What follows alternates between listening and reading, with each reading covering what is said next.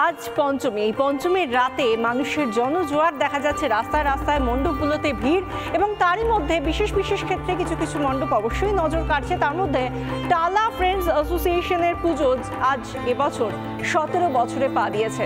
তাদের এবারের theme কার্গিলের war Memorial. সেখানে শহীদদের বীর গাথা মণ্ডপে তুলে ধরেছেন শিল্পী।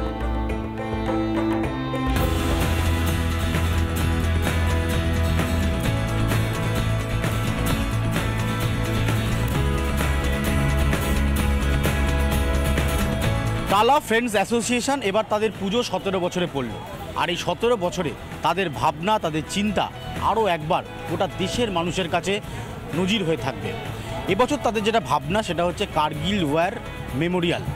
এর মাধ্যমে কার্গিলের 25 বছরে যারা শহীদ হয়েছেন তাদের শ্রদ্ধা জানানো।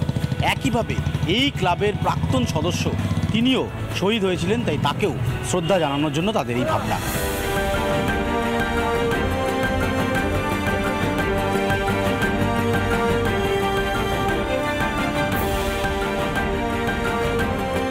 সেই মণ্ডপে আমরা দেখতে পাচ্ছি যে একদিকে একটা জায়েন্ট স্ক্রিন চলছে, যেখানে কার্গিলের যুদ্ধের সেই সময়কার পরিস্থিতি ছবি যেমন তুলে ধরা হচ্ছে, অন্যদিকে কার্গিলে যারা শহীদ হয়েছেন সেই সমস্ত শহীদদের ছবি এখানে যেমন রয়েছে। পাশাপাশি এই ক্লাবের অন্যতম প্রাক্তন সদস্য যিনি এই কার্গিল যুদ্ধে অংশ নিয়েছিলেন এবং তিনি শহীদ হয়েছেন,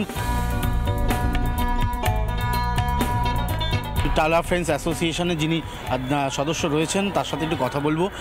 এমন একটা ভাবনা যেটা গোটা দেশের কাছে একটা নজির হয়ে থাকবে, এই ভাবনাটার কারণ কি এবং এটাকে ফুটিয়ে তোলার কি ব্যাখ্যা? এই যুদ্ধে যে শহীদ হয়েছিল শহীদ ক্যাপ্টেন কনাদ ভট্টাচার্য, ও জন্ম থেকে 22 বছর বয়স, 25 বছর বয়সে যুদ্ধে ও শহীদ হয়েছিল। 22 বছর অবধি ও আমাদের এই টালাপাড়ায় ছিল এবং আমার ক্লাবের সদস্যও ছিল। পরবর্তীকালে ও আর্মিতে জয়েন করে এবং জয়েন করার পর ওর প্রথম যখন যুদ্ধে হয় তো ও ফার্স্ট লটে কিন্তু ওকে ভারতীয় সেনাবাহিনীর হয়ে যুদ্ধে পাঠানো হয়েছিল।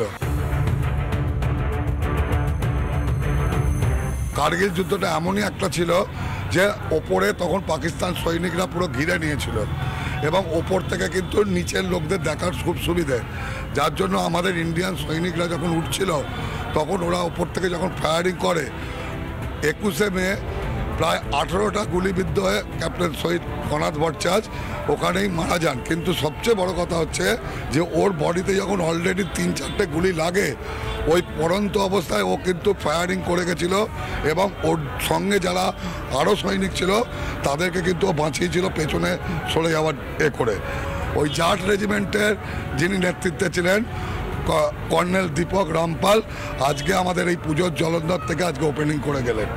আমাদের যতটুকুন ক্ষমতা, আমাদের ক্লাবের সীমিত ক্ষমতার মধ্যে থেকে আমরা আজকে এটা করতে পেরেছি। আমাদের এটাও উদ্দেশ্য কনাদ ভট্টাচার্য এবং এইসব শহীদদের দেখে যারা আজকে আমাদের মণ্ডপে আসবে তারা যেন অনুপ্রাণিত হয়।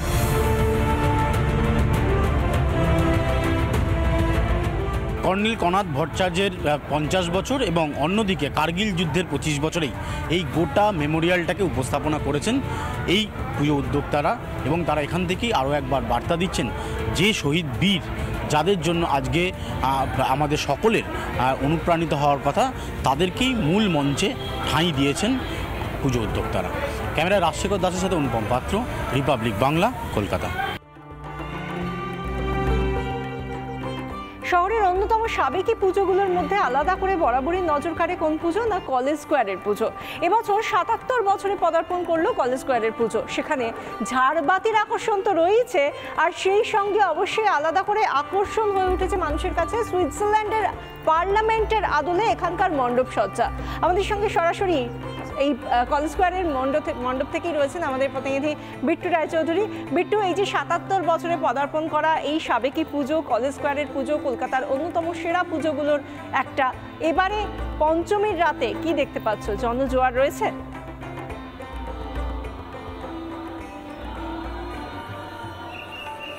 দেখো, প্রথমত বলে রাখা ভালো যে কলেজ স্কোয়ারের যেই ইতিহাস, সেই ইতিহাস 77 বছর ধরে অব্যাহত রেখেছেন এবং এই মর্মে এবারে যে পুজোর থিমটা তোমাকে বলে রাখি, পার্লামেন্টের যেই স্ট্রাকচার অর্থাৎ সুইজারল্যান্ডের যে পার্লামেন্ট সেটাকেই কার্যত এখানে বাস্তবায়নের একটা পথ খুঁজেছেন কর্তৃপক্ষ। সেক্ষেত্রে দাঁড়িয়ে দেখতে পাচ্ছি স্কালচারটা সেই পার্লামেন্টের যে আদল, সেই আদলটাই কার্যত ফুটিয়ে তোলা হয়েছে। এর পাশাপাশি মূর্তি, অর্থাৎ যে প্রতিমার মূর্তি রয়েছে তার মধ্যে যে সাবিকে আনা থাকে, সেই সাবিকে আনাও এই মুহূর্তে লক্ষ্য করা যাচ্ছে। কিন্তু তুমি যেটা বললে যে সাধারণ মানুষের যে ভিড়টা, সেই ভিড়টা নজর কাড়া, তার আগে বলবো যে একবার ঝাড়বাতিটা দেখাতে রবিকে, কারণ এই মুহূর্তে ঝাড়বাতির যেই ছবিটা, এটা সামগ্রিকভাবে গোটা কলকাতার মধ্যে খুব গুরুত্বপূর্ণ একটা অধ্যায় পালন করে, কারণ এটা ধারাবাহিকভাবে এখানকার ঝাড়বাতি নিয়ে একটা সুনাম রয়েছে। তবে এখানকার সাধারণ মানুষ যারা রয়েছেন তারা কি বলছেন আমি একবার জানার চেষ্টা করব। যে পুজোতে এবারে এসছেন, কলেজ স্কোয়ার দেখছেন, কেমন লাগছে? দারুণ লাগছে, দারুণ। এখানকার পরিবেশ পরিচ্ছন্ন, দারুণ লাগছে জিনিসটা। পঞ্চমীর দিন ভিড়টা কিরকম দেখছেন আপনি? এখানে আপাতত তো একটু কম আছে, কিন্তু আদার্স জায়গায় আরও বেশি। আমি একটু আপনার কাছে যাব, কেমন লাগছে? খুব ভালো। আমরা তো এখানে সারা বছর আসি, এখানকার লোক, এখানে আমরা প্রত্যেক বছর মিস করি না। ধারাবাহিকভাবে চলছে এই পুজো। হ্যাঁ, একদম ধারাবাহিক। এখানেই আমাদের জন্ম, এখানেই আমাদের বাড়ি।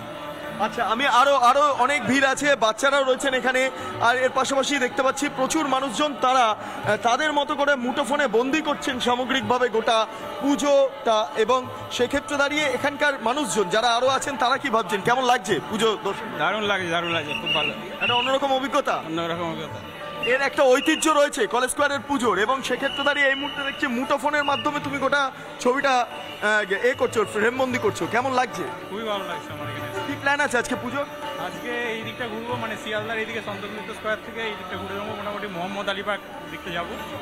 এখানে প্রতি বছরই আসে, এখানে খুব ভালো প্যান্ডেল হয়, খুবই সুন্দর। আর খাওয়া দাওয়ার প্ল্যান? খাওয়া দাওয়ার দোকানে এখন মানে রাত্রেবেলা ঘোরা দেওয়া হবে, এবার খাওয়া দাওয়া সেই মতো হবে। আমি আরো বেশ কয়েকজনের কাছে যাব। এই মুহূর্তে দেখতে পাচ্ছি প্রচুর মানুষজন, তারা ভিড় করেছেন, প্রচুর মানুষজন। আমি একটু কথা বলে নেওয়ার চেষ্টা করবো, কেমন লাগছে? খুব ভালো, খুব প্রতি বছর এই পুজো একটা আলাদা নজর কাড়ে, আজকে আপনারা এখানে কিরম ভিড় দেখছেন? না, আজকে তো অতটা ভিড় না, তবে এর থেকে অনেক ভিড় হয়। আমরা প্ল্যান আছে আজকে? আজকের বেশি কিছু না, সন্তোষ মিত্র পার্ক দেখবো, দেখেই ব্যাস। খাওয়া দাওয়া খাওয়া দাওয়া এখনো হয়নি, হবে। হবে, হ্যাঁ। পুজোর খাওয়া হবে। পুজোর খাওয়া। আমি আরো বেশ কয়েকজনের সাথে একটু কথা বলে নেওয়ার চেষ্টা করব। আমি দেখতে পাচ্ছি যে কেমন লাগছে দিদি, কেমন লাগছে? ভালো লাগছে। এই পুজোর একটা ঐতিহ্য রয়েছে, তো আজকে পঞ্চমী রাত্রি হতে হতে বেরিয়ে পড়লেন, কি বলবেন? এই ঘুরছি ফিরছি, এটাই আনন্দ। প্ল্যান আছে, খাওয়া দাওয়ার কি প্ল্যান আছে? খাওয়া দাওয়া মোটামুটি হয়ে গেছে, আবার চলছে, দেখতে দেখতে আবার খাওয়া দাওয়া কোন হবে। কোন ঠাকুর দেখবেন আজকে? আর লেবুতলা যাব, এই যেটা দেখছি। আর কোথায় যাবো? সব জায়গায় যাবো, ঘুরতে বেরিয়েছি যখন। প্রচুর মানুষের সাথে কথা বলছি, আমি দেখতে পাচ্ছি ছবিটা। আমার ভিডিও জার্নালিস্ট রবি ছবি আমরা দেখতে পাচ্ছি আজকে পঞ্চমীর রাতেই প্রচুর মানুষ কলেজ স্কোয়ারে এসে ভিড় জমিয়েছেন, সেই ছবিটাই দেখলাম আমরা। ধন্যবাদ বেট্রো।